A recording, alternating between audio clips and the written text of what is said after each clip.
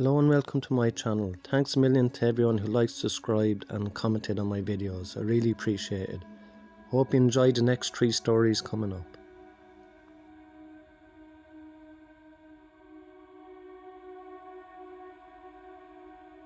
It happened to my wife's grandmother about 15 years ago while we were still dating. Her husband had just passed away about a year previously, but she'd been going down to the library and volunteering. It was exercise, socialisation. This was in the winter, so her walk back was getting dark. The library closed about 5 p.m. and there was some extra stuff to do before everyone eventually left. And on this particular night she turned down the ride from another volunteer because she needed to stay in shape.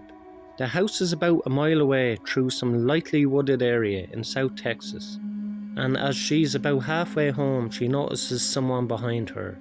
He's walking the same direction and gaining on her, which in itself isn't all that peculiar. She's old and thus not particularly fast, but in this case he seemed vaguely sinister.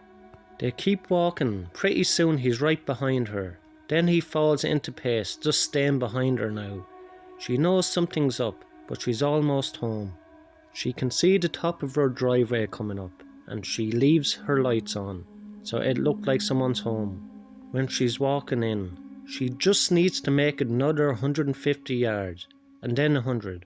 All that time, she said, he was so close that she could feel his breath on her neck. Around maybe 50 yards, it happens, a strong hand on her shoulder. "Okay, bitch, don't turn around, and hand over your purse, or I'll cut you." She stops for a second, then takes one big step forward, turns and shoots the guy in the neck with her .38 she keeps in her purse. The guy spent the next 5 years in a prison hospital before he died of complications. My grandmother's wife passed last year, but up to the end she lamented that she pulled the trigger too soon.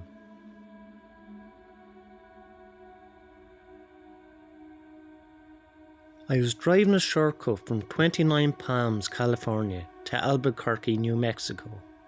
29 Palms is located in the desolate high desert east of LA.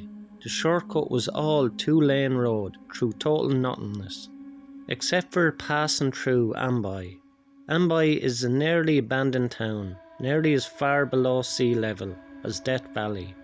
So I was driving by myself in the afternoon and proceeded to drive up into the mountain range between Amboy and I-40. Once I reached the top, I'm driving north through a canyon with high grass on both sides of the road. Up ahead I see some stuff in the middle of the road. As I approached, I slowed down to see a red Pontiac Fiero stop sideways across both lanes. A suitcase opened, with clothes scattered everywhere, and 2 bodies laying face down in the road, a man and a woman. I stopped 100 feet or so away, and the hair on the back of my neck is standing up. Being a Marine, I reached under the seat and pulled out a 9mm pistol and chamber. Something seemed very wrong. It looked too perfect, as if it was staged in an ambush. Something was just wrong. As I scanned the road, I saw a line I could drive past the guy in the road. On his left, swerved to the right of the woman, behind the Fiero, and I'd be on the other side. I dropped it into first gear, punched it down and drove the line I planned.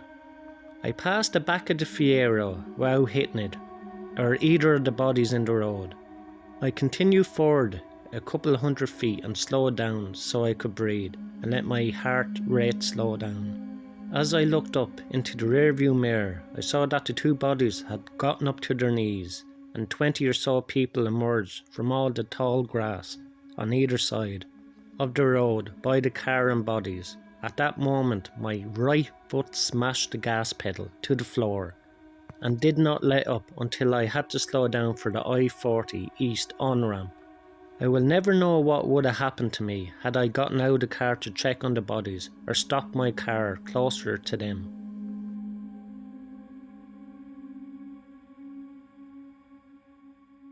I was just 4 or 5 years old and my parents had just separated. My mum was living in a 2-bedroom apartment.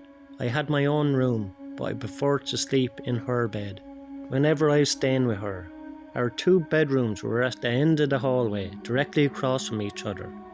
Our apartment was on the first floor, and I remember that it was in the middle of summer and my mom had the window open in her room, which was directly behind the bed, above the headboard. Anyways, I woke up in the middle of the night and remember sitting up and seeing that her cat was sitting in the doorframe of my mom's room. I should know her door was open and you could see partially into my bedroom. This was strange because our cat was typically always in bed with us. As I was watching him, he walked into my bedroom and meowed. I turned to face my mom and woke her up. In the 3 or 4 seconds it took me to wake her up and ask, "What is wrong?" We both looked up at the doorframe and there was a man standing by the open door, making his way out of the bedroom. I still don't know how she managed to do it so quickly, but my mother proceeded to pick me up and literally throw me out the screen window. She quickly followed and we were able to start screaming for help, and someone called 911. The police came but didn't see any signs of forced entry, only that our front door was unlocked, which led them to believe that the man must have exited that way. The strange thing was that my mom swore up and down that she had locked the door that night with the deadbolt and chain lock. Around a week later, she was cleaning the kitchen and opened up our water heater closet and found a notebook with names and drawings, as well as a pair of gloves and some gum wrappers. The police were called again, but all they could do was speculate that the man had been in our house and hid until we were asleep. Thanks a million again to everyone who liked, subscribed and commented on my videos. I really enjoy making these stories. If you have any stories of your own, I will be making subscriber story videos very soon. I will leave my email in the description below. Thanks a million.